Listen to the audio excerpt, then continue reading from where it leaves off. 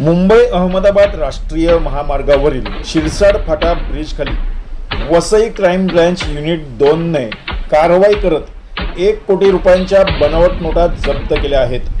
गुजरातहून मुंबईच्या दिशेने जाणाऱ्या MH48 BT 8686 क्रमांकाच्या कारमधून 500 रुपयांच्या तब्बल 20,000 बनावट नोटा एका बॅगेत आढळून आल्या. या नोटांची दर्शनी किंमत 1 कोटी रुपये असून त्या सुमारे 30 लाख रुपयांत विकण्याचा डाव असल्याची प्राथमिक माहिती समोर आली आहे. या प्रकरणी एका संशयिताला ताब्यात घेण्यात आले असून बनावट नोटांचा पुरवठा आणि रॅकेटच्या मुख्य सूत्रधाराचा शोध सध्या पोलिसांकडून घेण्यात येत आहे. यापूर्वीही बनावट नोटांचा सुळसुळाट पालघर जिल्ह्यामध्ये पाहायला मिळाला होता. आता पुन्हा एकदा बनावट नोटांनी डोके वर काढले आहे.